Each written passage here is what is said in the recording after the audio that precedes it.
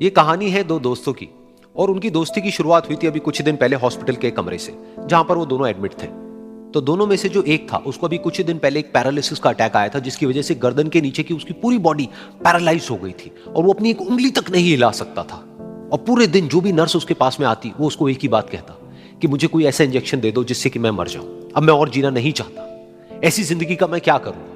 तो उसका जो दोस्त था उस कमरे में, क्योंकि वो चल फिर सकता था, तो रोज सुबह और रोज शाम को उस कमरे में एक खिड़की थी, उसके पास में जाकर के खड़ा हो जाता और अपने दोस्त को बताता कि उस खिड़की के बाहर क्या चल रहा है। बिल्कुल नीला आसमान है, सफेद बादल है, हल्की हल्की हवा चल रही है और कुछ पंछी उड़ रहे हैं। एक बहुत ही सुंदर बीच है जहां पर कुछ बच्चे मिट्टी के घरौंदे बना रहे हैं।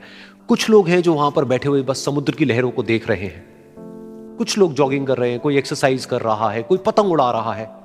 वहां पर एक आइसक्रीम की स्टॉल है जहां पर कुछ लोग आकर के आइसक्रीम खा रहे हैं। और सनसेट के टाइम पे जो पानी है वो पूरा गोल्डन हो जाता है और चमकने लगता है।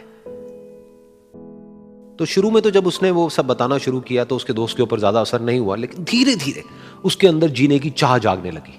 अब वो सुबह का इंतजार करने लगा कि जल्दी से सुबह हो और मेरा दोस्त मुझे बताए कि आज यहां पर क्या हो रहा है। कुछ दिन तक ऐसे ही चलता रहा।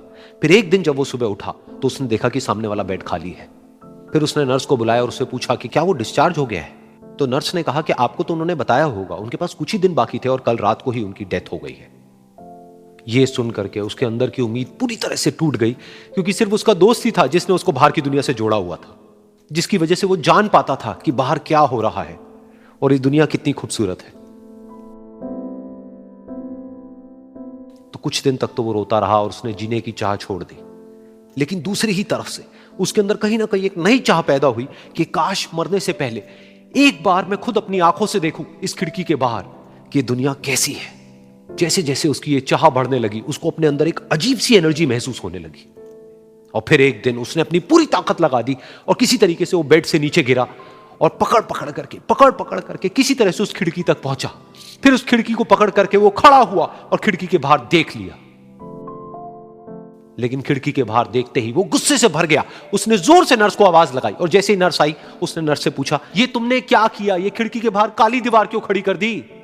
तो नर्स को समझ नहीं आया वो क्या बोल रहा है और वो बोली कि मुझे 5 साल हो गए हैं यहां पर, जब से मैं आई हूं तब से तो ये काली दीवार यहां पर है। तब जाकर के उसको समझ आया कि उसका वो दोस्त उससे झूठ बोल रहा था। और उसने नर्स से पूछा, अगर ये काली दीवार पिछले 5 साल से यहां पर है तो मेरे दोस्त ने मुझसे झूठ क्यों कहा। तो नर्स थोड़ा सा मुस्कुराई और बोली कि मैं ये तो नहीं जानती कि उन्होंने आपसे झूठ क्यों कहा, लेकिन मैं इतना जरूर जानती हूं कि जो भी कुछ उन्होंने आपसे कहा उसी वजह से आप अभी अपने पैरों पर खड़े हैं। तो इस कहानी से हमको यह सीखने को मिलता है कि जो हमारे शब्द हैं, जो हमारे वर्ड्स हैं, जो हम अपने मुंह से बाहर निकालते हैं, उसमें इतनी पावर है जिसकी कोई हद नहीं है। वो किसी आदमी को गिरा भी सकते हैं और उसको उठा भी सकते हैं। तो अब आपके ऊपर है कि आप अपनी इस पावर को यूज करते हो या मिस यूज करते हो।